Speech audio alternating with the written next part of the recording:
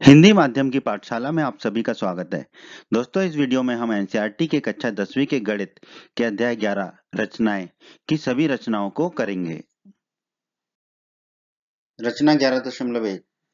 रचना 11.1 में दोस्तों हमें एक दिए हुए रेखाखंड का विभाजन करना होगा। कैसे? एक रेखाखंड को हमें दिए हुए अनुपात में विभाजित करना होगा। तो एक रेखाखंड हमें ये भी दिया होगा जैसे कि ये है, ठीक है। अब इसे हमें m अनुपात n के अनुपात में विभाजित करना होगा, ठीक है। जैसे कि इस AB को हम दो भागों में बांट देंगे, AP और PB, ठीक है। तो AP हो जाएगा m और PB हो जाएगा n, ठीक है। जब हम AP अनुपात PB करेंगे तो हमें m अनुपात n मिलना चाहिए, ठीक है। तो यही है रचना 11.1 कि एक दिया हुआ रेखाखंड होगा, उसे दो भागों में दो m अनुपात n में विभाजित करना है, ठीक है हमें। तो आइए देखते हैं कि हम इसकी रचना कैसे करेंगे। तो अब हम रचना को समझ लेते हैं। तो इस प्रक्रिया को समझने के लिए हम क्या करते हैं, m बराबर 3 और n बराबर 2 ले लेते हैं, ठीक है। तो अब हम 3 अनुपात 2 में विभाजित करेंगे दिए गए रेखाखंड AB को। रचना के चरण, ठीक है। तो सबसे पहले तो AB हमें दिया हुआ है एक रेखाखंड, ठीक है, ये तो हमें दिया हुआ है। तो रचना का पहला चरण होगा, जो भी AB रेखाखंड दिया है उससे न्यूनकोण बनाती हुई कोई किरण AX खींचते हैं, ठीक है। तो एक किरण AX खींची हमने जो न्यूनकोण बनाती है AB के साथ, ठीक है। न्यूनकोण होता है दोस्तों 90 डिग्री से कम का कोण। ये हो गया। अब चरण 2 में AX पर हमें 5 बिंदु लेने हैं। और 5 कैसी आई संख्या हमारी, n बराबर m बराबर 3 है और n बराबर 2 है। तो m और n को जोड़ेंगे तो 3 धन 2 हो जाएगा 5। तो AX पर हमें 5 बिंदु लेने हैं, उनका नामकरण भी कर देते हैं, A1 A2 A3 A4 और A5, ठीक है। इस प्रकार अंकित करेंगे कि वो बराबर दूरी पर हो। A से A1 की जो दूरी हो वही दूरी A1 से A2 हो, वही दूरी A2 से A3 हो, वही A3 से A4 हो, वही A4 से A5 हो। कैसे हो ये अभी आपको समझ में आएगा। तो प्रकार उठाइए, ठीक है। प्रकार का नुकीला हिस्सा बिंदु A पर रखिए और पेंसिल को कुछ दूरी पर ले जाइए नुकीले हिस्से से, ठीक है। ये दूरी कुछ भी हो सकती है, अपनी सुविधा के अनुसार आपको लेना है, ठीक है। अब यहाँ पर देखो, जैसे हमें 5 बिंदु अंकित करने हैं, तो ये दूरी इतनी रखिए कि ये 5 बिंदु अंकित हो जाए आपके ना, ये x से बाहर ना चले जाएं, ठीक है। तो इतनी दूरी रखनी है, ठीक है। तो रख दी और एक चाप लगा दीजिए। अब ये चाप AX को जहां काटेगा उसे मान लेंगे A1 बिंदु हम, ठीक है। ये A1 बिंदु हो गया। अब जितनी चाप की दूरी ली थी हमने उतनी ही रखनी है, ठीक है, उतनी ही रखनी है। पर अब रख देंगे प्रकार को हम बिंदु A1 पर, प्रकार के नुकीले हिस्से को बिंदु A1 पर रख देंगे। और जितनी दूरी पहले रखी थी, ठीक है, प्रकार के नुकीले हिस्से और पेंसिल की, उतने ही दूरी रखेंगे, उसको बदलेंगे नहीं। और फिर एक और चाप लगा देंगे। ये चाप AX किरण को जहां काटेगा, ठीक है, उसे मान लेंगे हम बिंदु A2, ठीक है। अब प्रकार में नुकीले हिस्से और पेंसिल की दूरी वही रखनी है, प्रकार का नुकीला हिस्सा रख देंगे बिंदु A2 पर और एक चाप लगा देंगे। ये चाप AX को जहां काटेगा उस बिंदु को मान लेंगे बिंदु A3। अब दूरी वही रखनी है नुकीले हिस्से और पेंसिल की, और प्रकार का नुकीला हिस्सा रख देंगे A3 पर और एक चाप लगा देंगे पेंसिल से। ये चाप जहां काटेगा AX को उसे मान लेंगे बिंदु A4, ठीक है। अब दूरी वही रखेंगे और प्रकार का नुकीला हिस्सा रख देंगे A4 पर और पेंसिल से लगा देंगे एक चाप। ये चाप जहां AX को काटेगा उसे मान लेंगे हम बिंदु A5। तो हमारे बिंदु A1 A2 A3 A4 A5 हमने बना दिए जो हमें बनाने थे, ठीक है। अब यहाँ पर देखिए A से A1 की जो दूरी है वही दूरी A1 से A2 है, वही A2 से A3 है, वही A3 से A4 है, वही A4 से A5 है, वही हमने यहाँ पर लिखा है, ठीक है। और ये बराबर दूरी क्यों है? क्योंकि हमने प्रकार में नुकीले हिस्से और पेंसिल की दूरी को समान रखा था चाप लगाते समय, ठीक है। अब आ जाते हैं तीसरे चरण पर। बी और A5 को मिला दीजिए, ठीक है। बी बिंदु ये है, A5 बिंदु ये है, इन दोनों को मिला दीजिए। तो इन दोनों को मिला देते हैं। आगे बढ़ते हैं दोस्तों। अब आ जाते हैं चरण 4 पर। तो चरण 4 में है बिंदु A3 से होकर जाने वाली।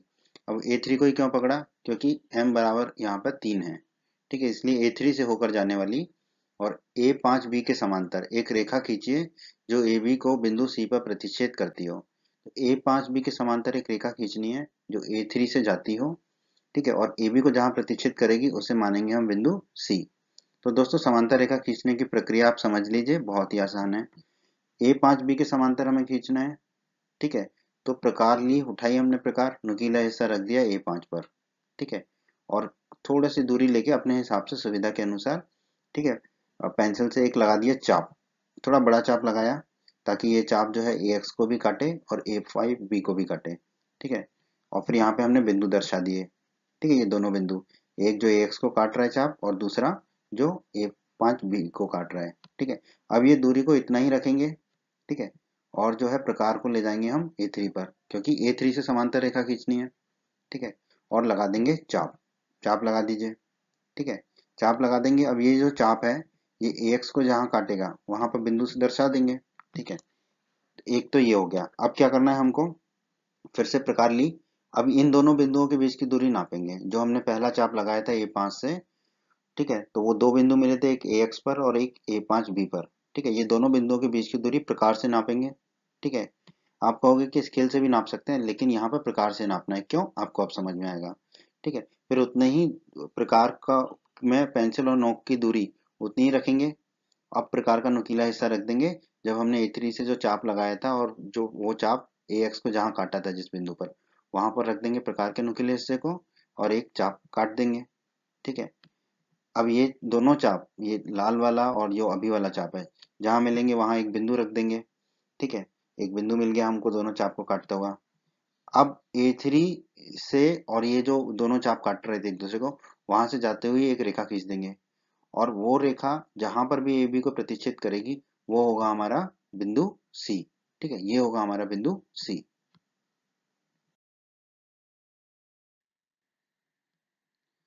तो दोस्तों अब ए थ्री सी और ए फाइव बी ये क्या होंगे, समांतर होंगे। तो यही तरीका है दोस्तों समांतर रेखा खींचने का। ठीक है, तो इस तरीके को अच्छे से आप समझ लीजिए। अगर अभी थोड़ी सी दिक्कत हो रही है तो वीडियो को दोबारा से देख लीजिएगा। ठीक है, बहुत आसान तरीका है। ठीक है, अब दोस्तों ए सी अनुपात सी बी जो होगा वही होगा हमारा 3:2। ठीक है, ए सी और सी बी ये अब 3:2 में विभाजित हो गया रेखाखंड ए बी। ए सी और सी बी में ए सी होगा 3 और सी बी होगा 2, ये इनका अनुपात होगा। ठीक है, तो हम कह सकते हैं कि तब ए सी अनुपात सी बी बराबर होगा 3:2 के। तो दोस्तों ये तो हो गई रचना। अब हमें रचना की प्रमाणिकता देखनी है, रचना का औचित्य देखना है। ठीक है, रचना को सिद्ध करना है कि जो हमने किया है वो सही किया है। तो भाई लोगों रचना तो हो गई। अब रचना की प्रमाणिकता कर लेते हैं कि जो हमने किया है वो सही किया है कि नहीं। तो दोस्तों रचना करते समय हमने क्या किया था, ये जितने भी बिंदु लिए थे A one A two A three A four A five, ये सब बराबर दूरी पे लिए थे। इसलिए ए वन बराबर ए वन ए टू बराबर ए टू ए थ्री बराबर ए थ्री ए फोर बराबर ए फोर ए फाइव था। ठीक है, तो अब देखिए ए थ्री, ए से लेके ए थ्री तक के बीच की दूरी ये कितनी होगी, ये होगी ए वन धन ए वन ए टू धन ए टू ए थ्री। तो वही तो लिखा है मैंने यहाँ पर, ए थ्री बराबर ए वन धन ए वन ए टू धन ए टू ए थ्री। कोई दिक्कत नहीं है। अब दोस्तों देखिए ए थ्री बराबर ए वन को तो ए वन ही लिख दिया, धन ए वन ए टू किसके बराबर है, ए वन के, तो हमने लिख दिया ए वन, धन ए टू ए थ्री, तो ए टू ए थ्री भी ए वन के बराबर है तो लिख दिया ए वन। अब देखो 3 बार आ गया ए वन, तो ए थ्री किसके बराबर हो जाएगा, 3 गुणा ए वन के। कोई बात नहीं, बहुत बढ़िया। अब ए थ्री ए फाइव, ए थ्री से ए पाँच तक के बीच की दूरी निकाल लेते हैं। वो कितनी होगी, ए थ्री ए फोर धन ए फोर ए फाइव। तो वही तो लिखा है, और क्या लिखा है, ए थ्री ए फाइव बराबर ए थ्री ए फोर धन ए फोर ए फाइव। ठीक है, अब ए थ्री ए फाइव बराबर ए थ्री ए फोर किसके बराबर है, ए वन के, तो वो लिख दिया, धन का चिन्ह लगा दिया। ए फोर ए फाइव वो भी ए वन के बराबर है तो ए वन लिख दिया। तो ए थ्री ए फाइव किसके बराबर आ जाएगा हमारा, देखो 2 बार ए वन लिखा है तो 2 गुणा ए वन के बराबर आ जाएगा। बहुत बढ़िया। अब ए थ्री बटे ए थ्री ए फाइव, तो ए थ्री है 3 गुणा ए वन लिख दिया, बटे ए थ्री ए फाइव है 2 गुणा ए वन वो लिख दिया। ऊपर भी ए वन है और नीचे भी ए वन है, दोनों आपस में कट जाएंगे, थैंक यू वेरी मच करेंगे एक दूसरे को। तो ए थ्री बटा ए थ्री ए पाँच हो जाएगा हमारा 3/2। ठीक है, ये मिल गया हमको। तो ए थ्री बटा ए थ्री ए पाँच का अनुपात मिल गया 3/2। अब हमने ए थ्री सी जो खींचा था वो समांतर खींचा था ए पाँच बी के। ए थ्री सी जो खींचा था हमने, ए थ्री सी वो ए पाँच बी के समांतर खींचा था। ठीक है, ये दोनों समांतर थे, ए थ्री सी समांतर था ए पाँच बी के। ठीक है, अब दोस्तों हम बात करते हैं त्रिभुज ए पाँच बी में। ठीक है, ये बड़े त्रिभुज में। तो दोस्तों अब आपको जाना पड़ेगा अध्याय 6 में। अध्याय 6 में एक प्रमेय पड़ी थी, प्रमेय 6.1, आधारभूत समानुपातिकता प्रमेय। वो वीडियो भी आप हमारा देख सकते हैं, प्रमेय 6.1 का वीडियो आपको समझ आ जाएगा सारा, अगर आपने वो वीडियो नहीं देखा है तो। ठीक है, तो उस वीडियो में हमने क्या सिद्ध किया था? हमने सिद्ध किया था कि यदि किसी त्रिभुज की एक भुजा के समांतर अन्य दो भुजाओं को भिन्न भिन्न बिंदुओं पर प्रतिच्छेद करने के लिए एक रेखा खींची जाए तो ये अन्य दो भुजाएं एक ही अनुपात में विभाजित हो जाती हैं। ठीक है, अब यहाँ पर देखिए A5 भी जो है वो त्रिभुज की एक भुजा है। इस भुजा के समांतर हमने एक रेखा खींची A3C। ठीक है, जो कि त्रिभुज की अन्य दो भुजाएं A5 को बिंदु A3 पर और AB को बिंदु C पर प्रतिच्छेद करती है। ठीक है, इसका मतलब क्या है? ये जो अन्य दो भुजाएं हैं समान अनुपात में एक ही अनुपात में विभाजित हो जाएंगी आधारभूत समानुपातिकता प्रमेय से। ठीक है, इसका मतलब है कि AC बटा CB, AC और CB, ठीक है, ये दोनों का जो अनुपात होगा वो किसके बराबर होगा? A3 और A3 A5। ठीक है, तो हमने लिख दिया AC बटा CB बराबर होगा A3 बटा A3 A5। ठीक है, और A3 बटा A3 A5 ये हम निकाल चुके हैं 3/2। बहुत ही बढ़िया। तो AC बटा CB क्या हो जाएगा? 3/2। तो हम कह सकते हैं कि AC अनुपात CB बराबर होगा 3/2।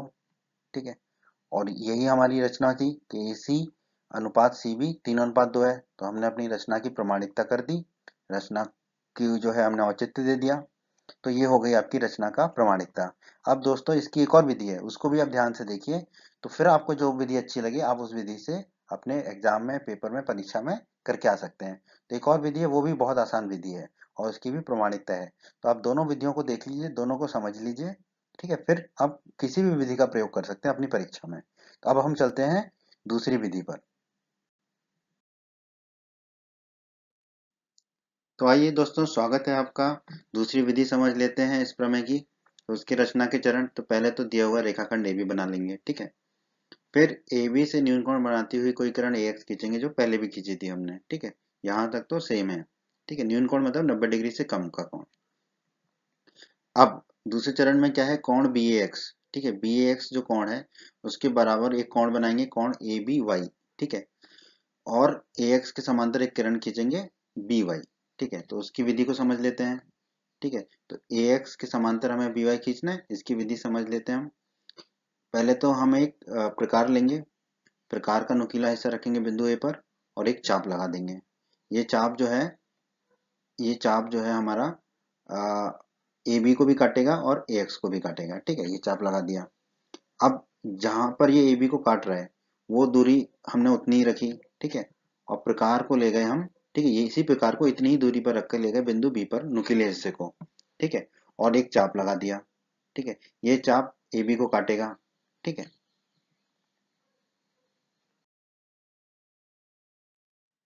आगे बढ़ते हैं दोस्तों। फिर से हमने प्रकार ली और ये दूरी नापी। जहां पर जो हमने चाप लगाया था बिंदु A से, वो चाप जो है जहां पर AB को काट रहा था और जहां पर AX को काट रहा था, उन दोनों बिंदुओं के बीच की दूरी को प्रकार से नापेंगे और प्रकार में उतनी ही दूरी रखेंगे नुकीले हिस्से और पेंसिल की। और नुकीले हिस्से को ले जाएंगे ऊपर जो चाप हमने बनाया था बिंदु B पर प्रकार को रखकर। ठीक है, ठीक है, तो यहाँ पर रखेंगे प्रकार का नुकीला हिस्सा और एक चाप लगा देंगे, लाल रंग का चाप लग गया हमारा। ठीक है, अब ये दोनों चाप, ऊपर वाला जो काला चाप है और लाल चाप, जहां पर एक दूसरे को काटे वहां पर एक बिंदु ले लिया। अब बिंदु B और ये जो बिंदु आया है, इस दोनों बिंदुओं को मिलाने वाली एक रेखा खींच दी। ठीक है, उसका नाम दे दिया हमने BY। ठीक है, ये एक किरण खींच दी हमने BY किरण। ठीक है, वही हमें खींचनी थी। तो अब यहाँ पर AX और BY ये दोनों क्या है? आपस में समानांतर होंगे। अब आगे बढ़ते हैं। अब चरण 3 में हमें क्या करना है? AX पर हमें तीन बिंदु लेने हैं, A1 A2 A3। तीन क्यों लेने हैं? क्योंकि m बराबर 3 है। और BY पर हमें लेने हैं दो बिंदु, क्योंकि n बराबर 2 है। तो BY पर बिंदु लेंगे, उनका नामकरण कर दिया B1 B2। और AX पर जो लिए हमने उनका नामकरण कर दिया A1 A2 A3। AX पर 3 लेंगे क्योंकि m 3 है और BY पर 2 लेंगे क्योंकि n 2 है। ठीक है, किस प्रकार अंकित करेंगे कि A से A1 की जो दूरी है वही दूरी A1 A2 की हो, वही दूरी A2 A3 की हो, जैसा कि विधि 1 में किया था हमने। और यही दूरी B से B1 की हो और यही दूरी B1 से B2 की हो। कैसे करेंगे उसको समझ लेते हैं। प्रकार उठाइए, नुकीला हिस्सा बिंदु A पर रखिए, अपनी सुविधा के अनुसार पेंसिल को नुकीले हिस्से से कुछ दूरी पर रखिए और एक चाप लगा दीजिए। ये चाप AX को काटना चाहिए, जहां पर भी AX को काटेगा उसे बिंदु A1 मान लेंगे हम। अब दूरी को फिक्स रखेंगे, दूरी को नहीं छेड़छाड़ करेंगे, ठीक है। जो दूरी ले ली है अब उसको वही रखना है और प्रकार का नुकीला हिस्सा ले आएंगे बिंदु A1 पर और फिर पेंसिल से एक और चाप लगा देंगे जो कि AX को जहां काटेगी उसे मान लेंगे हम बिंदु A2। अब प्रकार की जो दूरी है वो तो वही रखेंगे, ठीक है, पेंसिल की और नुकीले हिस्से की। अब नुकीले हिस्से को ले जाएंगे A2 पर और पेंसिल से लगा देंगे एक और चाप। ये चाप जहां पर AX किरण को काटेगा उसे मान लेंगे बिंदु A3, ठीक है। तो ये हो गया हमारा बिंदु A3। तो दोस्तों प्रकार के नुकीले हिस्से और पेंसिल में दूरी तो अभी वही रखेंगे, ठीक है। और प्रकार का नुकीला हिस्सा रख देंगे हम बिंदु B पर और पेंसिल से लगा देंगे एक चाप। अब ये चाप BY को जहां काटेगा उसे मान लेंगे बिंदु B1, ठीक है। अब प्रकार के नुकीले हिस्से को ले आएंगे हम बिंदु B1 पर, दूरी वही रहेगी प्रकार के नुकीले हिस्से और पेंसिल की, ठीक है। और पेंसिल से एक और चाप लगा देंगे, ठीक है। ये चाप जहां पर भी BY को काटेगा उसे मान लेंगे हम बिंदु B2। तो ये मिल गया हमें बिंदु B2। तो ये हमें इस प्रकार मिल गया A से A1 की जो दूरी है वही दूरी A1 से A2 की है, वही दूरी A2 से A3 की है, और वही दूरी B से B1 की है, और वही दूरी B1 से B2 की है, ठीक है। इस प्रकार हमने रचना कर दी इन बिंदुओं की A1 A2 A3 B1 B2 की। अब आ जाते हैं दोस्तों रचना के चौथे और अंतिम चरण में। बिंदु A3 और B2 को मिलाइए। A3 और B2 इन दोनों बिंदुओं को मिला दीजिए, ठीक है। माना कि यहाँ रेखाखंड AB को बिंदु C पर प्रतिच्छेद करते हैं। AB को जहां पर भी प्रतिच्छेद करेंगे उस बिंदु को हम मान लेंगे बिंदु C। तब AC अनुपात CB जो है वो 3:2 के बराबर होगा। AC और CB का जो अनुपात होगा वो 3:2 के बराबर होगा, ठीक है। ये तो हो गई दोस्तों हमारी रचना। अब हम इसकी प्रमाणिकता भी देख लेते हैं। तो आइए दोस्तों अब रचना की प्रमाणिकता देख लेते हैं। ये हमने रचना की थी ए से A1 की जो दूरी थी वही A1 A2 की थी, वही A2 A3 की थी, वही B से B1 की थी और वही B1 B2 की थी। तो अब A से A3 के बीच की दूरी क्या होगी? A से A3 के बीच की दूरी A1 धन A1 A2 धन A2 A3, वही तो लिखा है यहाँ पर A1 धन A1 A2 धन A2 A3, ठीक है। और ये सब किसके बराबर है? A1 के बराबर है, ठीक है। तो सबको A1 लिख सकते हैं। तो A3 हो जाएगा A1 धन A1 धन A1, ठीक है, क्योंकि A1 A2 A1 के बराबर है, A2 A3 A1 के बराबर है, तो वही लिख दिया हमने। तो A3 क्या हो जाएगा? A1 तीन बार है तो 3 गुणा A1, तो A3 हो गया 3 गुणा A1। अब बात आती है B से B2 के बीच की दूरी, ठीक है।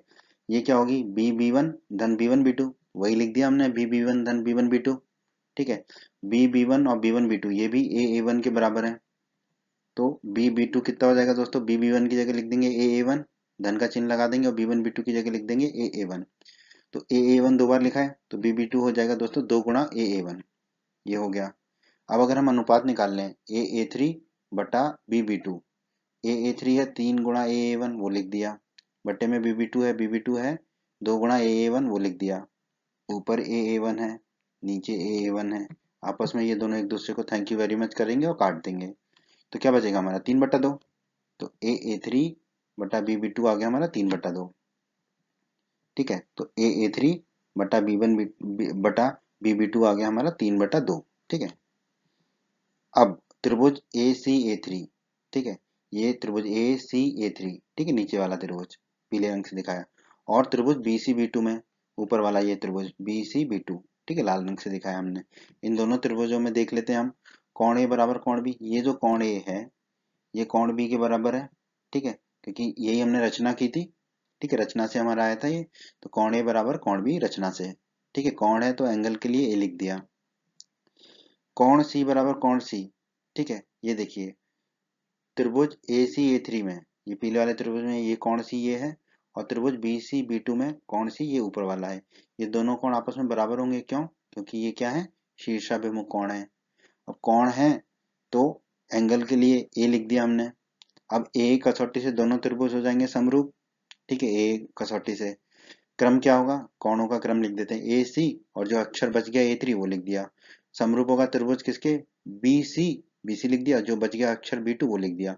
तो त्रिभुज AC A3 समरूप होगा त्रिभुज BC B2 के। ये दोनों त्रिभुज आपस में समरूप होंगे, ठीक है। अगर दो त्रिभुज समरूप हैं तो संगत भुजाओं का अनुपात बराबर होगा। ठीक है, अब देखिए पहला दूसरा अक्षर पकड़ा तो ए सी, तो दाईं तरफ भी पहला दूसरा अक्षर पकड़ा बी सी, ए सी बटा बी सी बराबर पहला और तीसरा अक्षर पकड़ते हैं ए थ्री, तो दाईं तरफ भी पहला और तीसरा पकड़ेंगे बी बी टू, तो ए थ्री बटा बी बी टू के बराबर होगा। तो ए सी बटा बी सी बराबर होगा ए थ्री बटा बी बी टू। ठीक है, अब ए थ्री बटा बी बी टू हम निकाल चुके हैं, 3/2 है, तो ए सी बटा बी सी जो है वो हमारा किसके बराबर होगा, ए थ्री बटा बी बी टू। ठीक है, और ए थ्री बटा बी बी टू निकाल चुके हम, 3/2 है, तो ए सी बटा बी सी भी हमारा क्या आ जाएगा, 3/2। ए सी बटा बी सी 3/2 आ गया। ठीक है, तो बी सी को हम क्या लिख सकते हैं, सी भी लिख सकते हैं, बी सी और सी भी एक ही चीज है। ठीक है, लंबाई ही है। ठीक है, चाहे बी सी लिखें चाहे सी भी लिखें, तो ए सी बटा सी भी आ गया 3/2। ठीक है, तो हम कह सकते हैं कि ए सी अनुपात सी भी होगा 3:2। ठीक है, ए सी और सी भी जो है 3:2 होगा। ठीक है, और यही हमने रचना की थी, ए बी रेखाखंड को हमने 3:2 में विभाजित करना था, तो हमारी रचना सही है। ठीक है, तो इस तरह हमने रचना की प्रमाणिकता पूरी कर ली। तो दोस्तों, आपको जो भी विधि पसंद आई हो, विधि 1 या विधि 2, आप उस विधि का प्रयोग कर सकते हैं। ठीक है, किसी भी एक विधि का प्रयोग करेंगे और उसकी रचना की प्रमाणिकता करेंगे। रचना 11.2। रचना 11.2 में दोस्तों हमें एक दिए गए स्केल गुणक, स्केल गुणक होता है दोस्तों जैसे कि 3/4 या 4/3, ठीक है, के अनुसार दिए गए त्रिभुज के समरूप एक त्रिभुज की रचना करना। तो हमें एक त्रिभुज दिया होगा। ठीक है, अब इस त्रिभुज के समरूप हमें एक अन्य त्रिभुज की रचना करनी होगी दिए गए स्केल गुणक के अनुसार। ठीक है, स्केल गुणक क्या होता है ये अभी हम आगे देखेंगे। ठीक है, तो देखो अगर स्केल गुणक जो है वो 1 से कम है, ठीक है, तो जो समरूप त्रिभुज होगा वो छोटा बनेगा, और अगर स्केल गुणक 1 से बड़ा है तो समरूप त्रिभुज जो है वो दिए गए त्रिभुज से बड़ा बनेगा। ठीक है, तो इस तरह से हमें दो रचनाएं करनी होंगी इस रचना में, एक दिए गए त्रिभुज से छोटे त्रिभुज की रचना और दूसरा दिए गए त्रिभुज से बड़े त्रिभुज की रचना। ठीक है, वो डिपेंड करेगा कि हमें स्केल गुणक कितना दिया गया है। तो आइए अब हम करते हैं रचना 11.2 को। तो दोस्तों हम पहले तरह की रचना कर लेते हैं जिसमें स्केल गुणक जो है 1 से छोटा होगा, तो हम मान लेते हैं कि 3/4 है। ठीक है, कुछ भी मान सकते हैं आप। ठीक है, पर हमने अपनी सुविधा के लिए 3/4 मान लिया है 1 से छोटे को। ठीक है, तो एक दिए हुए स्केल गुणक के अनुसार दिए गए त्रिभुज के समरूप एक त्रिभुज की रचना करना है। स्केल गुणक 1 से कम ले लिया है हमने, यानी कि 3/4, यानी कि समरूप त्रिभुज जो है वो छोटा त्रिभुज बनेगा दिए गए त्रिभुज से। तो एक दिए हुए त्रिभुज एबीसी के समरूप एक त्रिभुज की रचना कीजिए जिसकी भुजाएं दिए गए त्रिभुज की संगत भुजाओं की 3/4 हो, अर्थात स्केल गुणक 3/4 हो। तो अभी हमने कहा था ना स्केल गुणक क्या होता है। ठीक है, तो जो संगत भुजाओं का अनुपात आएगा वही होता है हमारा स्केल गुणक। ठीक है, तो यहाँ पे दिया गया है, हमने मान लिया है 3/4। ठीक है, उसी बात को घुमा फिरा के दोबारा लिख दिया है। एक त्रिभुज एबीसी दिया है, हमें एक अन्य त्रिभुज की रचना करनी है जो इसके समरूप हो और जिसकी भुजाएं त्रिभुज एबीसी की संगत भुजाओं की क्या हो, 3/4 हो। तो दोस्तों पहले तो हम सीखेंगे कि दिए गए त्रिभुज की रचना कैसे करनी है। ठीक है, तो उसके रचना के चरण, इसके बाद हम सीखेंगे समरूप त्रिभुज कैसे बनाना है। तो हमें त्रिभुज एबीसी की रचना करनी है दिए गए त्रिभुज की, तो रेखाखंड एबी खींच लेंगे। ठीक है, एबी लंबाई का रेखाखंड एबी खींच लेंगे। फिर ए को केंद्र मानकर तथा ए सी दूरी को त्रिज्या मानकर एक चाप लगाएंगे। ए को केंद्र मानेंगे तो ए पर रख देंगे प्रकार का नुकीला हिस्सा, और प्रकार के नुकीले हिस्से और पेंसिल की दूरी रखेंगे ए सी के बराबर। ठीक है, और एक चाप लगा देंगे। ठीक है, फिर बी को केंद्र मानकर तथा बीसी को त्रिज्या लेकर एक चाप लगाएंगे। ठीक है, तो प्रकार का नुकीला हिस्सा बी पर रखेंगे क्योंकि बी को केंद्र मान रहे हैं, और बीसी के बराबर दूरी रखेंगे प्रकार के नुकीले हिस्से और पेंसिल में, और एक चाप लगा देंगे। ठीक है, ये दोनों चाप एक दूसरे को काटेंगे। मान लेते हैं कि ये दोनों चाप एक दूसरे को बिंदु सी पर प्रतिच्छेद करते हैं। ठीक है, तो ये दोनों चाप जहां प्रतिच्छेद करें उसे मान लेंगे हम बिंदु सी। अब ए सी को मिलाइए तो ए और सी को मिला देते हैं। ठीक है, फिर बी सी को मिलाइए तो बी और सी को मिला देते हैं। अब एबीसी बन गया एक त्रिभुज हमारा। तो तब एबीसी दिया गया त्रिभुज है, अभिष्ट त्रिभुज नहीं है, दिया गया त्रिभुज है। ठीक है, तो एबीसी दिया गया त्रिभुज हमने बना लिया। अब हमें अभिष्ट अभिष्ट त्रिभुज बनाना है, समरूप त्रिभुज बनाना है। तो अब हम सीखेंगे कि कैसे हम समरूप त्रिभुज बनाएंगे। तो दोस्तों अब हम एक ऐसे समरूप त्रिभुज की रचना करेंगे जिसका स्केल गुणांक 3/4 हो, अर्थात 1 से कम होगा। यानी कि दिए गए त्रिभुज एबीसी से छोटा होगा। ठीक है, तो रचना के चरण लिख लेते हैं। AB से शीर्ष C की दूसरी ओर न्यूनकोण बनाती हुई कोई किरण AX खींचिए। तो हम एक किरण AX खींचेंगे जो कि AB से शीर्ष C जैसे ऊपर है तो नीचे की तरफ खींचेंगे। ठीक है, और AB से ये न्यून कोण बनाती हो। न्यून कोण का मतलब होता है 90 डिग्री से कम का कोण। ठीक है, तो AX हमने खींच दी किरण। चरण 2 में AX पर हमें लेने हैं 4 बिंदु। ठीक है, अब 4 बिंदु क्यों लेने हैं? क्योंकि जो हमने स्केल गुणांक लिया है 3/4, तो उसमें दो संख्याएं हैं, ऊपर 3 और नीचे 4। 3 और 4 में जो भी बड़ी संख्या होगी, ठीक है, जो भी बड़ी संख्या होगी, ठीक है, यहाँ पर 4 है तो 4 4 बिंदु A1 A2 A3 और A4 इस प्रकार अंकित कीजिए कि ये बराबर दूरी पर हो। ठीक है, यानी कि A से A1 की जो दूरी हो वही दूरी A1 से A2 हो, वही दूरी A2 से A3 हो, वही दूरी A3 से A4 हो, ये बराबर दूरी पर हो। कैसे करते हैं अभी समझ लेते हैं हम इसको। प्रकार उठाइए, प्रकार का नुकीला हिस्सा रखिए बिंदु ए पर और पेंसिल को नुकीले हिस्से से कुछ दूरी पर अपनी सुविधा के अनुसार रख दीजिए कि 4 बिंदु हम इस पर बराबर दूरी पर बना सकें। ठीक है, ठीक है, तो कितनी भी दूरी पर रख सकते हैं, पर अपनी सुविधा के अनुसार इतनी दूरी पर रखना है कि 4 बिंदु आ जाए एक्स पर। ठीक है, और एक चाप लगा दीजिए। ये चाप एक्स को जहां काटेगा उसे मान लेंगे बिंदु A1। ठीक है, अब क्या करेंगे, अब ये दूरी फिक्स रख देंगे जो हमने लिए प्रकार के नुकीले हिस्से और पेंसिल की, और प्रकार के नुकीले हिस्से को ले जाएंगे बिंदु A1 पर और पेंसिल से लगा देंगे एक और चाप। ये चाप जहां पर भी एक्स को काटेगा उसे मान लेंगे बिंदु A2। ठीक है, ये हो जाएगा हमारा बिंदु A2। प्रकार के नुकीले हिस्से और पेंसिल की दूरी तो वही रखेंगे। ठीक है, अब प्रकार के नुकीले हिस्से को ले जाएंगे हम अपने नए बिंदु A2 पर और पेंसिल से लगा देंगे एक चाप। ये चाप जहां पर भी एक्स को काटेगा उसे मान लेंगे बिंदु A3। अब प्रकार के नुकीले हिस्से और पेंसिल की दूरी वही रखेंगे और प्रकार के नुकीले हिस्से को ले आएंगे बिंदु A3 पर और पेंसिल से लगा देंगे एक चाप। ये चाप AX को जहां काटेगा उसे मान लेंगे हम बिंदु A4। ठीक है, तो हमने A1 A2 A3 A4 अंकित कर दिए AX पर और ये सारे बिंदु एक दूसरे से बराबर दूरी पर है, मतलब कि A से A1 की जो दूरी है A1 वो बराबर होगी A1 से A2 की दूरी, यानी कि A1 A2 के। वो बराबर होगी A2 से A3 की दूरी, यानी कि A2 A3। वो बराबर होगी A3 से A4 के बीच की दूरी, यानी कि A3 A4। ठीक है, तो इस प्रकार हमने ये 4 बिंदु अंकित कर दिए।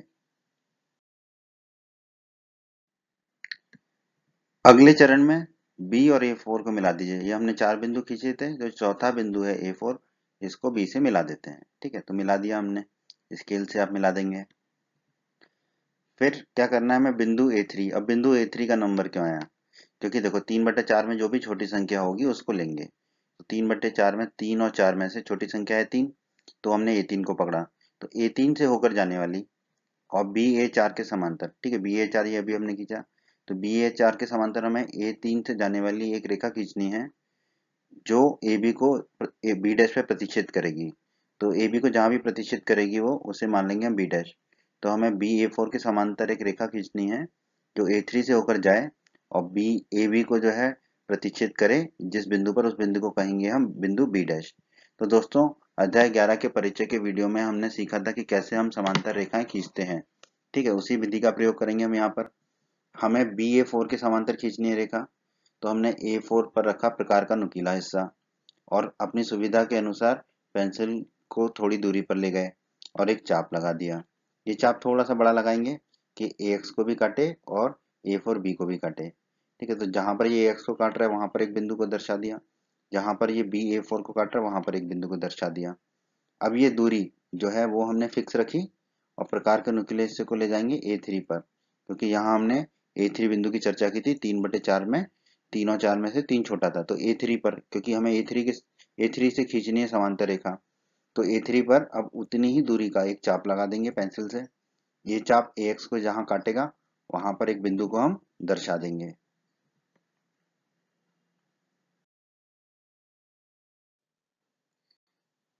अब क्या करना है दोस्तों, हमको प्रकार का नुकीला हिस्सा रखेंगे हम जहां पर जो हमने पहला चाप लगाया था बिंदु A4 से, ये लाल रंग का, ये चाप दो बिंदुओं पर काट रहा था। एक बिंदु था हमारा AX किरण पर और एक था BA4 पर। ठीक है, तो दोनों बिंदुओं के बीच की दूरी को नापेंगे प्रकार से, स्केल से नहीं प्रकार से नापेंगे और नुकीला हिस्सा रखेंगे जहां पर AX को काटा था इस चाप ने। ठीक है, उस बिंदु पर। ठीक है, अब ये दूरी को इतने ही रखेंगे और प्रकार के नुकीले हिस्से को ले जाएंगे जहां पर हमने दूसरा चाप लगाया था बिंदु A3 से लाल रंग का, और वो चाप जहां पर AX को काट रहा था वहां पर उस बिंदु पर ले जाएंगे प्रकार के नुकीले हिस्से को, और पेंसिल से एक चाप लगा देंगे जो लाल रंग के जो पहले चाप को कहीं ना कहीं काटेगा। अब ये दोनों चाप एक दूसरे को जहां काटेंगे वहां पर एक बिंदु दर्शा देंगे। ठीक है, ये बिंदु दर्शा दिया। अब A3 बिंदु जो है और ये जो बिंदु आया है दोनों चापों को काटने से, इन दोनों बिंदुओं से जाने वाला एक रेखा खींचेंगे। ठीक है, ये रेखा ए बी जो भुजा है हमारी त्रिभुज की उसको जहां प्रतिच्छेद करेगी उसे मान लेंगे बिंदु बी डैश। ठीक है, तो अब जो A3 बी डैश है या हम कह लें बी डैश A3 है वो बी A4 के समांतर होगा। ठीक है, तो बी A4 के समांतर होगा बी डैश A3, ये दोनों आपस में समांतर होंगे। तो यही विधि है किसी एक रेखा के समांतर रेखा खींचने की। ठीक है, तो ये हमने बी डैश A3 समांतर खींच दिया बी A4 के।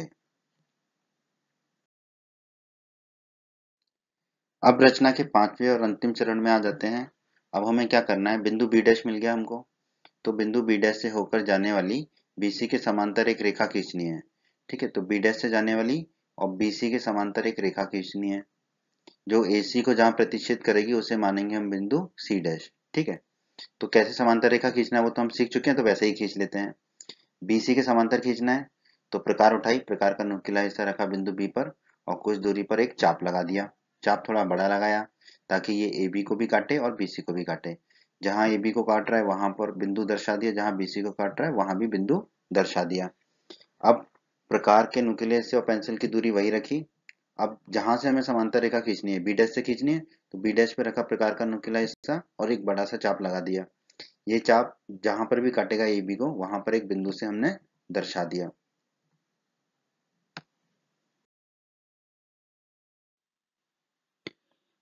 तो दोस्तों अब हमें क्या करना होगा समांतर रेखा खींचने के लिए, ये जो दो बिंदु मिले हमें जब हमने बी से चाप लगाया था हरे रंग का, तो एक बिंदु मिला था AB पर और दूसरा बिंदु मिला था BC पर। इन दोनों बिंदुओं के बीच की दूरी को हम नाप लेंगे। ठीक है, किससे, प्रकार से, और नुकीला हिस्सा रखेंगे जहां पर बिंदु मिला था हमें भुजा AB पर। ठीक है, वहां पर नुकीला हिस्सा रखेंगे और दूरी को नाप लेंगे इन दोनों बिंदुओं के बीच की दूरी को। ठीक है, और अब इस प्रकार के नुकीले हिस्से को ले जाएंगे उस बिंदु पर जो बिंदु हमें मिला था बी डैश से चाप लगाने पर। ठीक है, बी डैश से चाप लगाने पर जब ये हरे रंग का चाप AB से जहां टकराया था, प्रतिच्छेद किया था, वहां पर जो बिंदु मिला था वहां पर रखेंगे प्रकार का नुकीला हिस्सा, और प्रकार और पेंसिल की दूरी वही रखेंगे जो हमने अभी नापी थी यहाँ से, और एक पेंसिल से चाप लगा देंगे। ये जो चाप लगाया है हमने पेंसिल से, ये हरे रंग के चाप को जो हमने बी डैश से लगाया था उसको जहां काटेगा वहां पर एक बिंदु दर्शा देंगे। ठीक है, अब बी डैश और ये जो दोनों चापों का प्रतिच्छेद बिंदु मिला है उससे होकर जाती हुई एक रेखा खींच देंगे। ठीक है, ये जो रेखा खींची हमने ये AC को जहां प्रतिच्छेद करेगी उसे मान लेंगे हम बिंदु C डैश। ठीक है, तो इस हिसाब से अब क्या होगा, हमने रचना कर दी BC के समांतर एक भुजा की जो है बी डैश C डैश। ठीक है, तो BC के समांतर होगा अब बी डैश C डैश। ठीक है, बी डैश C डैश जो है BC के समांतर होगा। तब A B dash C dash क्या होगा, हमारा अभिष्ट समरूप त्रिभुज होगा। ठीक है, तो जो हमें समरूप त्रिभुज बनाना था वो मिल गया हमें, A B dash C dash, ये हमारा अभिष्ट समरूप त्रिभुज है जिसका स्केल गुणक दिए गए त्रिभुज का 3/4 है। ठीक है, तो ये तो हो गई रचना। अब हमें रचना की करनी है प्रमाणिकता। रचना कर ली दोस्तों हमने, अब हमें रचना की करनी है प्रमाणिकता। ठीक है, कि कैसे हमारी रचना सही है। तो दोस्तों जो हमने बिंदु A1 A2 A3 A4 बनाए थे वो किस प्रकार बनाए थे कि A से A1 की जो दूरी है वही दूरी A1 से A2 की है, वही A2 से A3 है, वही A3 से A4 है। यानी कि A1 बराबर है A1 A2 के, बराबर है A2 A3 के, बराबर है A3 A4 के। तो दोस्तों अगर हम A से A3 की दूरी निकालें, A3, ठीक है, यहाँ पर देखिए A से A3 तक की दूरी तो कितनी होगी, A1 धन A1 A2 धन A2 A3। तो हमने लिख दिया A3 बराबर A1 धन A1 A2 धन A2 A3। अब A3 बराबर हो जाएगा A1 को तो वही लिखा धन A1 A2, A1 A2 किसके बराबर है, A1 के, तो उसकी जगह A1 A2 की जगह रख देंगे A1, फिर धन का चिन्ह लगा दिया। A2 A3, A2 A3 किसके बराबर है, A1 के, तो A2 A3 की जगह भी रख दिया A1। तो A3 किसके बराबर हो गया, 3 बार A1 आ गया, तो A3 हो जाएगा हमारा 3 गुणा A1। अब निकाल लेते हैं दोस्तों A4, A से लेके A4 तक की दूरी। ठीक है, ये वाली दूरी A से A4 ये कितनी होगी, A1 धन A1 A2 धन A2 A3 धन A3 A4। तो हमने वही लिख दिया A4 बराबर A1 धन A1 A2 धन A2 A3 धन A3 A4। तो A4 किसके बराबर होगा, A1 को तो A1 ही लिखा, धन का चिन्ह लगाया, A1 A2 को लिख सकते हैं A1, तो वो लिख दिया हमने। फिर धन A2 A3 को लिख सकते हैं A1, तो वो लिख दिया हमने। धन A3 A4 को भी लिख सकते हैं A1, तो वो लिख दिया हमने। तो A4 किसके बराबर होगा दोस्तों, देखिए 4 बार A1 आ रहा है, तो हम लिख सकते हैं A4 बराबर 4 गुणा A1। तो A4 को हमने लिख दिया 4 गुणा A1। ठीक है। अब दोस्तों हम निकालना चाहते हैं अनुपात AA3 और AA4 का। तो AA3 बटा AA4 कितना होगा, AA3 का मान है 3 गुणा AA1, तो हमने रख दिया 3 गुणा AA1, बटे में AA4 है, तो AA4 का मान है 4 गुणा AA1, तो हमने लिख दिया 4 गुणा AA1। ठीक है। अब देखिए ऊपर भी AA1 है, नीचे भी AA1 है, तो ये आपस में कट जाएगा, तो क्या बच जाएगा 3/4। तो AA3 बटा AA4 कितना जाएगा, 3/4। इसका मतलब AA3 और AA4 की जो दूरी है उसका अनुपात हमारा कितना आ गया, 3:4 या 3/4। आगे बढ़ते हैं दोस्तों। अब त्रिभुज AA3B', ठीक है, ये वाला त्रिभुज नीले रंग से लिखा है AA3B' और त्रिभुज AA4B, ठीक है, ये जो बड़ा वाला त्रिभुज है AA4B जिसे हमने पीले रंग से दिखा दिया है। ठीक है।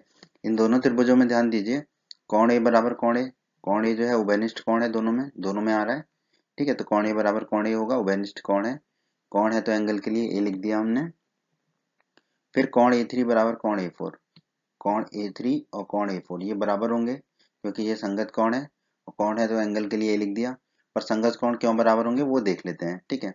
हमने BA4 के समांतर B'A3 खींचा था, BA4 के समांतर B'A3 खींचा था, ये दोनों समांतर थे, तो समांतर भुजाओं के तो संगत कोण बराबर ही होते हैं, इसीलिए कोण A3 बराबर होगा कोण A4 के। अब इन दोनों त्रिभुजों में दो कोण बराबर हो गए, तो A समरूपता की कसौटी लग जाएगी, तो दोनों त्रिभुज समरूप हो जाएंगे। तो क्रम क्या होगा, त्रिभुज कोण कोण लिख लेते हैं A3 और जो बच गया वो B', तो त्रिभुज AA3B' समरूप होगा त्रिभुज कोण कोण लिख लेते हैं AA4, जो बच गया वो लिख लेते हैं B, तो त्रिभुज AA4B के। तो ये दोनों त्रिभुज आपस में क्या होंगे, समरूप। अब दो त्रिभुज समरूप होते हैं तो संगत भुजाएं समान अनुपात की होती हैं। तो देखो पहला और तीसरा अक्षर पकड़िए बाईं तरफ A बटे में दाईं तरफ भी पहला और तीसरा अक्षर पकड़िए बटे में AB बराबर। फिर बाईं तरफ हमने पकड़ा पहला दूसरा अक्षर AA3, तो दाईं तरफ भी बटे के लिए पहला दूसरा अक्षर पकड़ेंगे AA4, तो AB' बटे AB बराबर आ गया हमारा AA3 बटे AA4। ठीक है। AB' कितना है, ये AB' है, और AB कितना है, ये पूरा AB है। ठीक है। तो AB' बटा AB कितना आ गया, AA3 बटा AA4, AA3 ये निकाला था और AA4 ये था हमारा। ठीक है। तो इन दोनों के अनुपात के बराबर आ गया। अब AA3 बटा AA4 हम निकाल चुके हैं 3/4। ठीक है। तो AA3 बटा AA4 की जगह रख देंगे हम 3/4, तो हमारा आ जाएगा AB' बटा AB बराबर 3/4।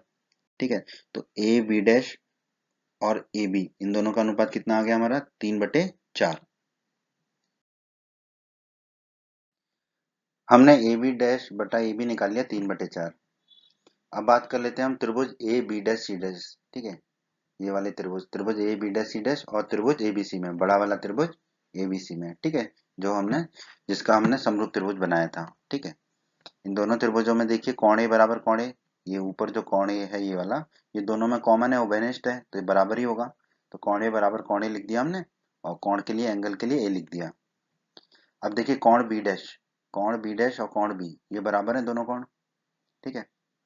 ये संगत कोण है और बराबर है, तो संगत कोण तो है ये, पर बराबर क्यों है ये देख लेते हैं हम थोड़ा सा ना, क्योंकि हमने B' C' समांतर खींचा था BC के समांतर खींचा था B' के, ये दोनों समांतर थे। ठीक है। और समांतर रेखाओं के संगत कोण बराबर होते हैं, तो B' और B कोण आपस में बराबर होंगे। कोण है तो एंगल के लिए लिख देंगे। अब दो कोण बराबर हो गए, तो AA समरूपता की कसौटी से दोनों त्रिभुज समरूप हो जाएंगे।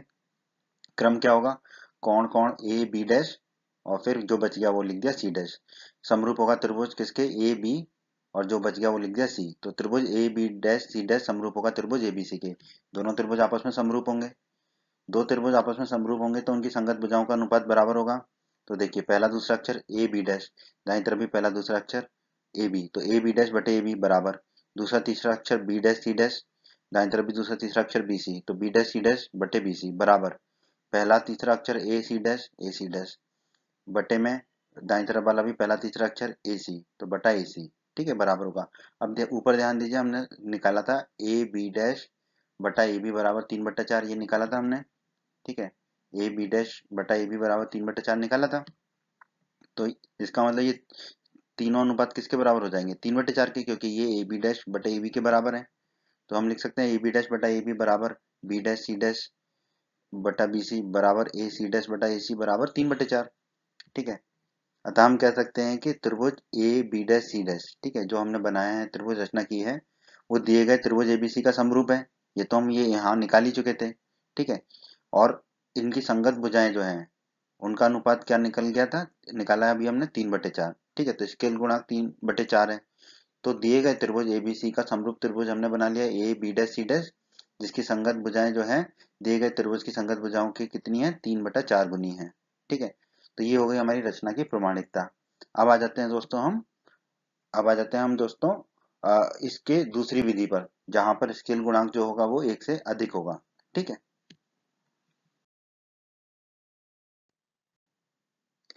हमने छोटा समरूप त्रिभुज बना लिया। अब दोस्तों हमें बनाना है बड़ा समरूप त्रिभुज। इसका मतलब है कि स्केल गुणक जो है 1 से अधिक होगा। तो हम मान लेते हैं कि स्केल गुणक 4/3 है। तो एक दिए हुए त्रिभुज एबीसी के समरूप एक त्रिभुज की रचना कीजिए जिसकी भुजाएं दिए गए त्रिभुज की संगत भुजाओं की 4/3 हो, अर्थात स्केल गुणक 4/3 है, ठीक है। दोबारा से वैसे ही कुछ लिख देते हैं। एक त्रिभुज एबीसी दिया है, हमें एक अन्य त्रिभुज की रचना करनी है जिसकी भुजाएं त्रिभुज एबीसी की संगत भुजाओं की क्या है, 4/3 है, ठीक है। तो अभी अनुपात हमें मिल गया समरूप त्रिभुज का, क्या है, 4/3। तो दोस्तों त्रिभुज एबीसी की रचना करना तो हम शुरू में ही सीख गए थे दिए गए त्रिभुज की, ठीक है। अब उसको हम दोबारा नहीं दिखा रहे हैं, वो हमने वीडियो के शुरू में ही सीखा था कैसे दिए गए त्रिभुज की रचना करना है। अब हम रचना करेंगे इसके समरूप त्रिभुज की जिसका स्केल गुणक होगा 4/3 अर्थात 1 से अधिक। तो इसके रचना के चरण देख लेते हैं। तो सबसे पहले तो वही होगा, ए बी से शीर्ष सी की दूसरी ओर एक न्यूनकोण बनाती हुई कोई किरण ए एक्स खींचिए, जैसा कि हमने पहले भी किया था, ठीक है, वो खींच दिया हमने, ठीक है। शीर्ष से ऊपर है तो ए बी के नीचे खींचेंगे और न्यूनकोण यानी कि 90 डिग्री से कम कोण बनाती हुई खींचेंगे ए बी से। चरण 2 में ए एक्स पर हमें 4 बिंदु लेने हैं। 4 क्यों, क्योंकि 4/3 में 3 और 4 में से बड़ी संख्या कौन सी है, 4 है, इसलिए 4 बिंदु लेंगे, ठीक है। A1 A2 A3 A4 लेंगे, ठीक है। तो किस प्रकार लेंगे कि वो बराबर दूरी पर हो, यानी कि A से A1 की जो दूरी हो वही दूरी A1 से A2 हो, वही दूरी A2 से A3 हो, वही दूरी A3 से A4 हो, ठीक है। तो इसको बनाने के लिए हमें क्या करना होता है, प्रकार का नुकीला हिस्सा रख देते हैं बिंदु A पर और पेंसिल को ले जाते हैं थोड़ी दूरी पर, अपने सुविधा के अनुसार कैसे 4 बिंदु इस AX पर आ जाए, ठीक है। तो कुछ दूरी पर एक चाप लगा देंगे पेंसिल से। ये चाप जहां पर भी एक्स को काटेगा उसको मान लेंगे बिंदु A1। अब ये दूरी फिक्स रख लेते हैं हम प्रकार के नुकीले हिस्से और पेंसिल की, और प्रकार के नुकीले हिस्से को ले आते हैं बिंदु A1 पर और पेंसिल से लगा देते हैं एक और चाप। ये चाप जहां पर एक्स को काट रहा है उसे मान लेंगे हम बिंदु A2, ठीक है।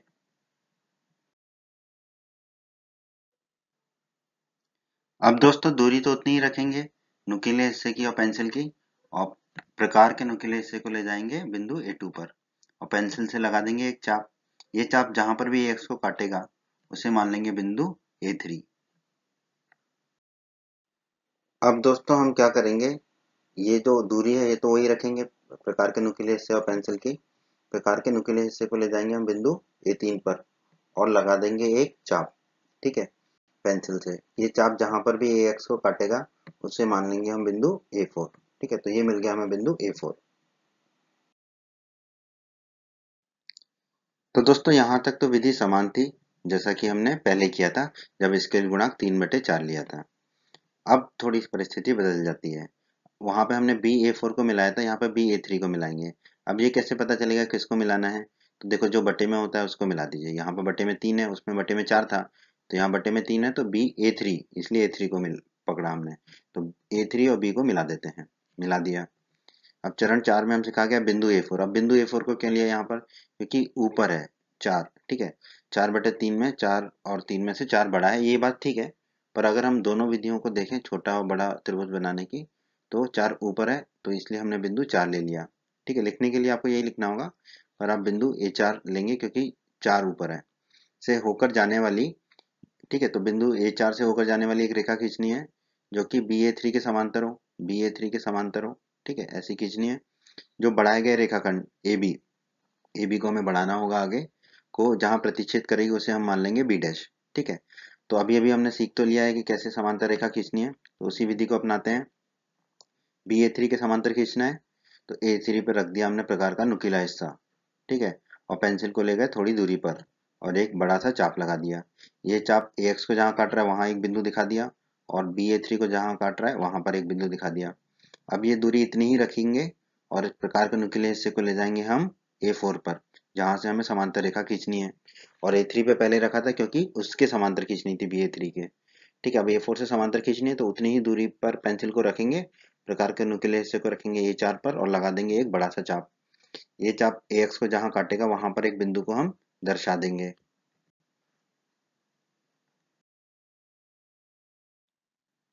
समांतर रेखा खींचने की प्रक्रिया को आगे बढ़ाते हैं। प्रकार को अपने हाथों में पकड़िए, प्रकार का नुकीला हिस्सा रखिए इस बिंदु पर जो हमने ए थ्री से चाप लगाया था।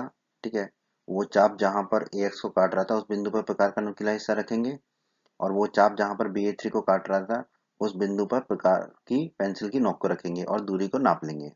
ठीक है, अब दूरी को इतना ही रखेंगे और प्रकार के नुकीले हिस्से को ले जाएंगे इस बिंदु पर। ये बिंदु हमने कैसे प्राप्त किया था, ए फोर से लाल रंग का चाप लगाया था। ठीक है, और वो चाप जहां पर भी ए एक्स को काट रहा था वो बिंदु मिला था। इस बिंदु पर प्रकार का नुकीला हिस्सा रखेंगे और पेंसिल से लगा देंगे एक चाप। ठीक है, ये चाप लाल रंग के चाप को जहां प्रतिच्छेद करेगा वहां पर एक बिंदु को दर्शा देंगे। ठीक है, अब जो है हम क्या करेंगे, ए बी रेखाखंड को थोड़ा सा आगे बढ़ा दिया सीधा सीधा। ठीक है, जैसे ए बी जा रहा है उसी दिशा में बढ़ा दिया आगे। अब ए फोर से और इस बिंदु से जाते हुए एक रेखा खींचेंगे। ठीक है, ए फोर से और इस बिंदु से जाते हुए रेखा खींची जो ए बी से बढ़ाए हुए रेखाखंड को प्रतिच्छेद कर रही है। इसे हम बिंदु मान लेंगे बी डैश। ठीक है, ये बिंदु हो गया हमारा बी डैश। तो अब इस स्थिति में जो बी ए थ्री है, बी ए थ्री और बी डैश ए फोर, ये दोनों रेखाएं क्या है, समांतर रेखाएं हैं, क्योंकि हमने समांतर रेखाएं खींचने की विधि से बी डैश ए फोर को बनाया है। ठीक है, तो अब हमने ए फोर से समांतर रेखा खींच ली बी डैश ए फोर जो बी ए थ्री के समांतर है, जैसा कि हमने चरण 4 में कहा था। अब आ गए हैं दोस्तों हम रचना के पांचवें और अंतिम चरण में।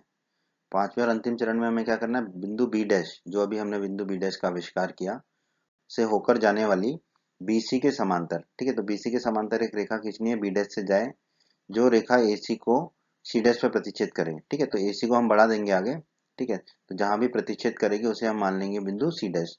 तो अब हमें प्रक्रिया अपनानी होगी समांतर रेखा खींचने की। तो हमें बीसी से समांतर रेखा खींचनी है, तो प्रकार को उठाइए हाथ में जैसे कि तलवार को उठाते हैं। ठीक है, और प्रकार का नुकीला हिस्सा रखिए बी पर, बिंदु बी पर, क्योंकि बीसी के समांतर खींचना है। और अपनी सुविधा के अनुसार पेंसिल को कुछ दूरी पर रख के एक चाप लगाइए बड़ा सा। ये चाप जो है ए बी और बी सी दोनों को प्रतिच्छेद करे। ठीक है, और बिंदुओं को जहां पर ए बी को प्रतिच्छेद करे एक बिंदु से दर्शा दीजिए, जहां पर बी सी को प्रतिच्छेद करे एक बिंदु से दर्शा दीजिए। अब इस प्रकार को आप ले जाएंगे प्रकार के नुकीले हिस्से को बिंदु बी डैश पर, क्योंकि बी डैश से हमें समांतर रेखा खींचनी है। और दूरी रखेंगे प्रकार के नुकीले हिस्से और पेंसिल की उतनी ही जितनी पहले थी, और एक चाप लगा देंगे। ये चाप ए बी डैश को जहां प्रतिच्छेद करेगा वहां एक बिंदु को दर्शा देंगे।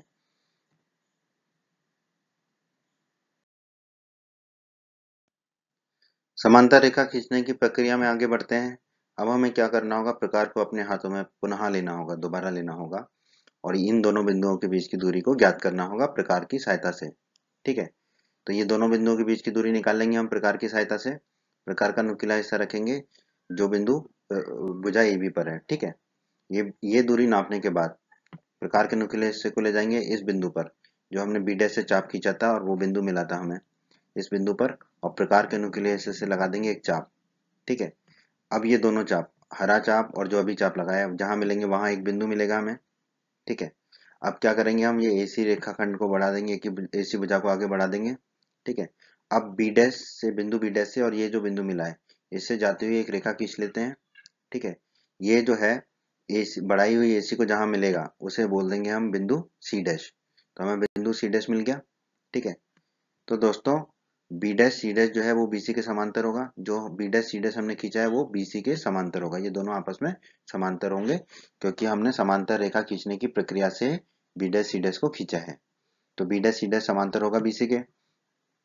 तब A B dash C dash अभिष्ट समरूप त्रिभुज होगा। ठीक है, तो अब जो A B dash C dash ये पीले रंग का जो त्रिभुज बना है, यही क्या है, हमारा अभिष्ट समरूप त्रिभुज है। इसी की हमें रचना करनी थी। तो हमने समरूप त्रिभुज की रचना कर दी, जिसका स्केल गुणांक 4/3 है। ठीक है, तो त्रिभुज A B dash C dash जो है समरूप होगा त्रिभुज ए बी सी के, जिसका कि स्केल गुणांक 4/3 है। अब हमें इसकी रचना की प्रमाणिकता करनी है कि जो हमने किया है वो क्यों सही है। ठीक है, तो अब हम करेंगे रचना की प्रमाणिकता को। तो दोस्तों, सिर्फ रचना करने से काम नहीं चलेगा, रचना की प्रमाणिकता भी करनी होगी। कर लेते हैं रचना की प्रमाणिकता। तो दोस्तों, ए वन बराबर ए वन ए टू बराबर ए टू ए थ्री बराबर ए थ्री ए फोर होगा। ये सारे बिंदु बराबर दूरी पर होंगे। ए से लेके ए वन से ए टू से ए थ्री से ए फोर सब बराबर दूरी पर होंगे। ये हम ऊपर भी देख चुके हैं। तो ए से ए थ्री की दूरी क्या होगी, ए से लेके ए थ्री की दूरी ए वन धन ए वन ए टू धन ए टू ए थ्री, वही लिखा है हमने यहाँ पर। ठीक है, तो ए थ्री किसके बराबर हो जाएगा, ए वन धन ए वन ए टू को लिख देंगे ए वन लिख दिया, धन ए टू ए थ्री को भी लिख देंगे ए वन लिख दिया। तो ए थ्री किसके बराबर हो जाएगा, 3 बार है ए वन, तो हो जाएगा 3 गुणा ए वन के बराबर। अब बात आती है ए फोर की। ए फोर किसके बराबर होगा दोस्तों, ए वन धन ए वन ए टू धन ए टू ए थ्री धन ए थ्री ए फोर, वही लिखा है हमने यहाँ पर। तो ए फोर किसके बराबर होगा, ए वन धन ए वन ए टू को लिख सकते हैं ए वन लिख दिया, धन ए टू ए थ्री को लिख सकते हैं ए वन लिख दिया, धन ए थ्री ए फोर को लिख सकते हैं ए वन लिख दिया। तो ए फोर किसके बराबर हो जाएगा, देखो 4 बार है ए वन, तो 4 बार ए वन, तो ए फोर हो गया 4 बार ए वन के। अब ए फोर बटा ए थ्री, ये तीन निकाल रहे हैं हम, ए फोर बटा ए थ्री। तो ए फोर है 4 गुणा ए वन लिख दिया हमने, ए थ्री है 3 गुणा ए वन लिख दिया हमने। ऊपर भी ए वन है, नीचे भी ए वन है, आपस में कट जाएंगे, थैंक यू वेरी मच हो जाएगा। तो ए फोर बटा ए तीन कितना आ जाएगा हमारा, 4/3, स्केल गुणा के बराबर आ गया, ले आए हम। ठीक है, तो ए फोर और ए तीन का अनुपात आ गया हमारा 4:3। हमने निकाल लिया ए फोर बटे ए थ्री बराबर 4/3। अब बात कर लेते हैं हम त्रिभुज ए फोर बी डैश। ठीक है, ये बड़ा वाला त्रिभुज ए फोर बी डैश। ठीक है, और त्रिभुज ए थ्री बी, ये छोटा वाला त्रिभुज ए थ्री बी। इन दोनों त्रिभुजों में ध्यान दीजिए, कोण ए बराबर कोण ए दोनों में कॉमन है, उभयनिष्ठ है, दोनों में है ये कोण। ठीक है, तो कोण ए बराबर कोण ए लिख दिया, कोण है तो एंगल के लिए ए लिख दिया। फिर कोण ए फोर बराबर कोण ए थ्री। देखो ये वाला कोण ए फोर और ये कोण ए थ्री, ये आपस में बराबर होंगे, क्यों, क्योंकि ये संगत कोण है। पर क्या संगत कोण हमेशा बराबर होते हैं, नहीं। कब बराबर होते हैं, जब समांतर रेखाओं पर खींचे गए हों। तो बी ए थ्री के समांतर हमने बी डैश ए फोर खींचा था, ये दोनों समांतर खींचे थे हमने बी डैश ए फोर को। तो अब समांतर रेखाओं के तो संगत कोण बराबर होंगे, इसलिए कोण ए फोर और कोण ए थ्री बराबर होंगे। कोण है तो एंगल के लिए हमने लिख दिया ए। अब दो कोण बराबर हो गए, तो ए समरूपता की कसौटी से ये दोनों त्रिभुज क्या हो जाएंगे, समरूप हो जाएंगे। ठीक है, क्रम देख लेते हैं। त्रिभुज कोण कोण जो भी कोण है ए फोर, और जो बच गया फिर बी डैश वो लिख दिया। तो त्रिभुज ए फोर बी डैश समरूप होगा किसके, त्रिभुज कोण कोण ए थ्री और जो बच गया वो बी। तो त्रिभुज ए फोर बी डैश समरूप होगा त्रिभुज ए थ्री बी के, यानी कि ये दोनों त्रिभुज आपस में हो जाएंगे समरूप। अब ये दोनों त्रिभुज समरूप हो गए आपस में, तो इनकी संगत भुजाएं समान अनुपात की होंगी। ठीक है, तो देखो ए बी डैश, ठीक है, पहला और अंतिम अक्षर, बटे में भी दाईं तरफ वाला पहला और अंतिम अक्षर लेंगे, बटे में आ जाएगा ए बी। तो ए बी डैश बटे ए बी बराबर पहला दूसरा अक्षर ए फोर, बटे में दाईं तरफ का पहला दूसरा अक्षर आ जाएगा ए थ्री। तो ए बी डैश, ठीक है, ए बी डैश ये बटे में लिखा है हमने ए बी, ये किसके बराबर आ गया हमारा समरूपता से, ए फोर बटे ए थ्री के।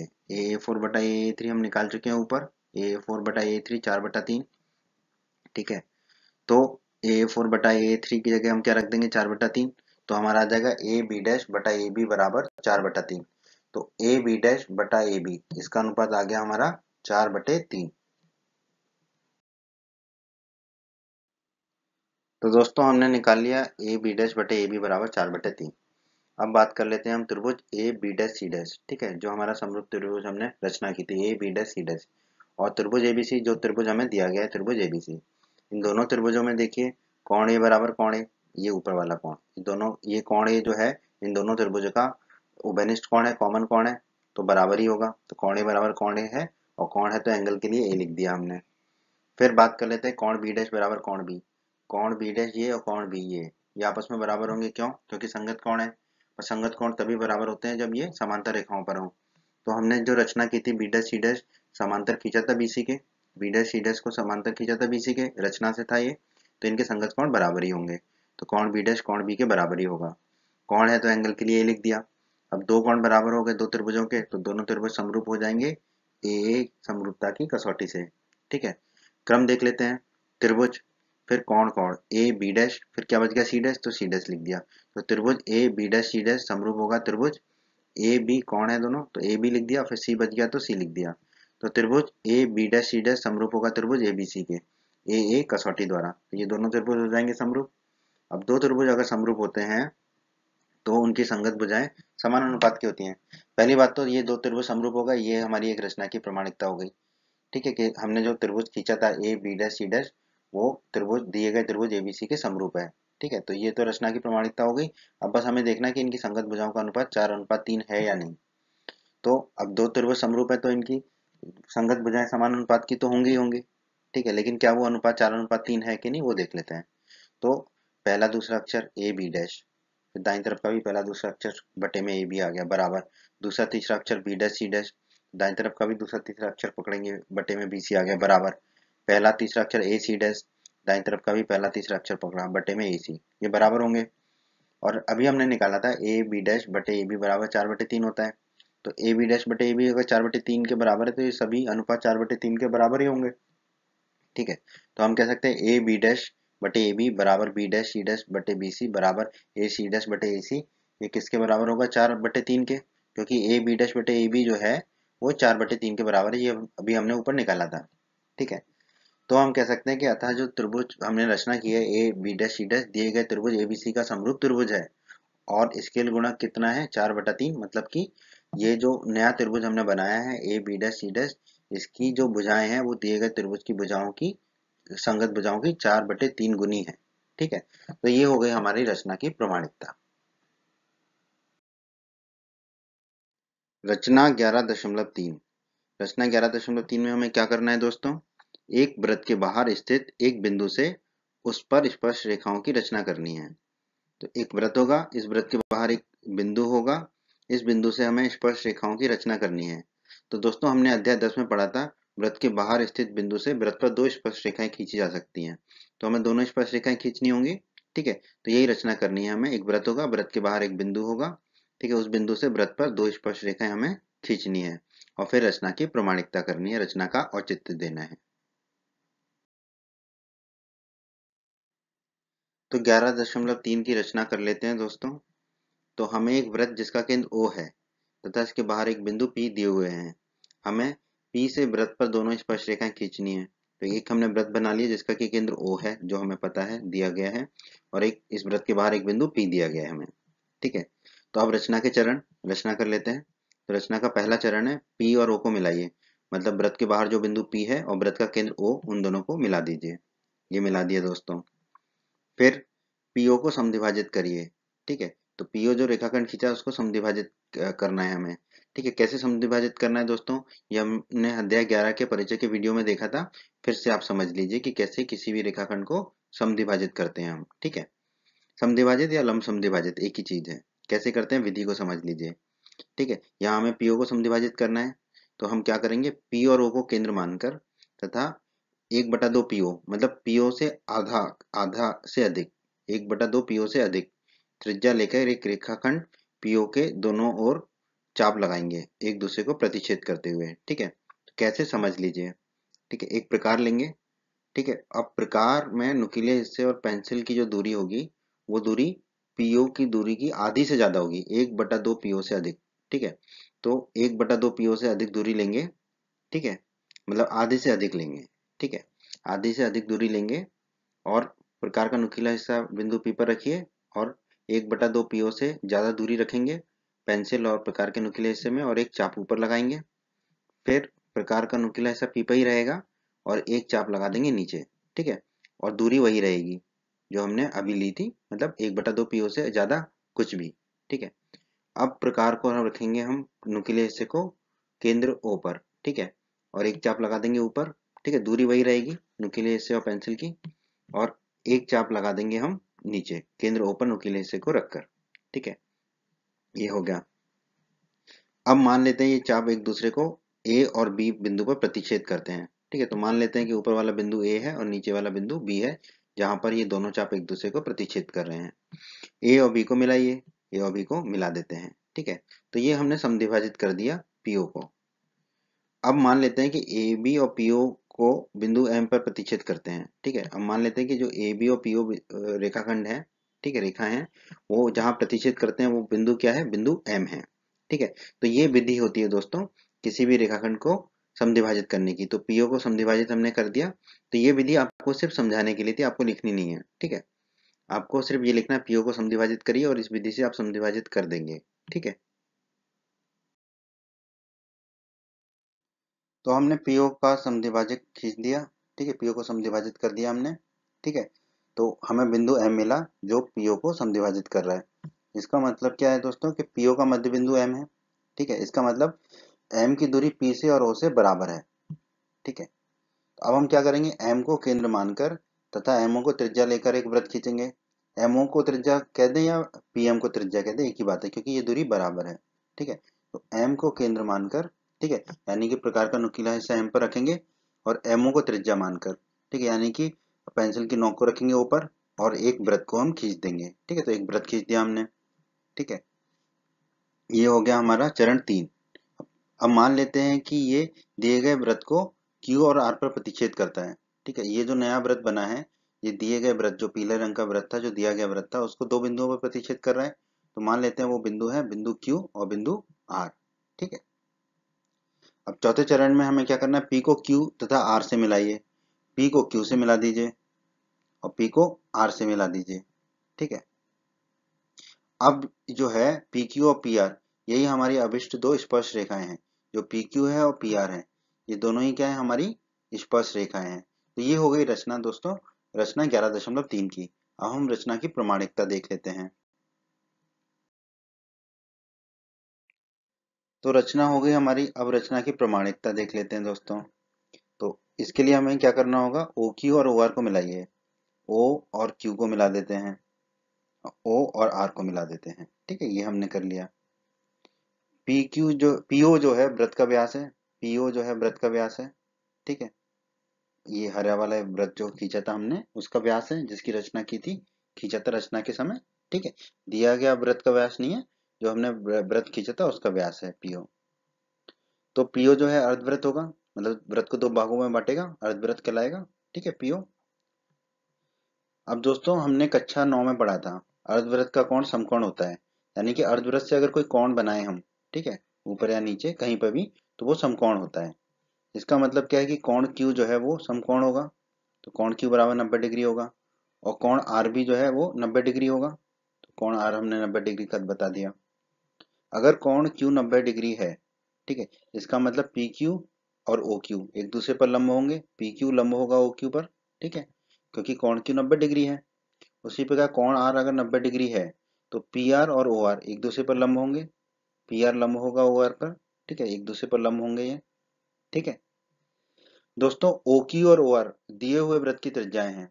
ओ क्यू और ओ आर जो हमें वृत्त दिया गया था उसकी त्रिज्याएं हैं ओ क्यू और ओ आर। ठीक है, दिए गए वृत्त की त्रिज्याएं हैं। ठीक है, और हम जानते हैं कि त्रिज्या स्पर्श रेखा पर लंब होती है।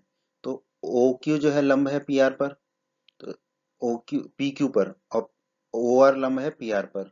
ठीक है, तो हम जानते हैं कि त्रिज्या स्पर्श रेखा पर लंब होती है, तो त्रिज्या ओ क्यू लंब है पी क्यू पर, इसका मतलब पी क्यू जो है स्पर्श रेखा होगी। उसी प्रकार त्रिज्या ओ आर लंब है पी आर पर, इसका मतलब पी आर भी हमारी स्पर्श रेखा होगी। इसका मतलब पी क्यू और पी आर स्पर्श रेखाएं होंगी। तो हम कह सकते हैं कि अतः पी क्यू और पी आर अभिष्ट दो स्पर्श रेखाएं हैं। ठीक है, तो ये इससे हमारी रचना की प्रमाणिकता हो गई कि हाँ, जो हमने खींची थी पी क्यू और पी आर, वो जो है हमारी स्पर्श रेखाएं ही हैं।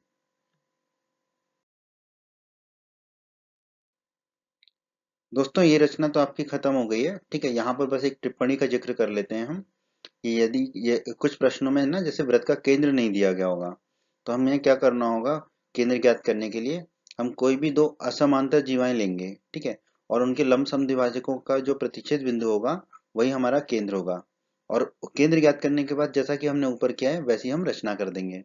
तो दोस्तों इसके बारे में कि कैसे केंद्र ज्ञात करना है, इसी अध्याय 11 के परिचय के वीडियो में हमने बताया है कि कैसे दो असमांतर जीवाएं लेकर उनके लंब समद्विभाजक खींचकर हम उसके प्रतिच्छेद बिंदु के द्वारा केंद्र को ज्ञात कर सकते हैं।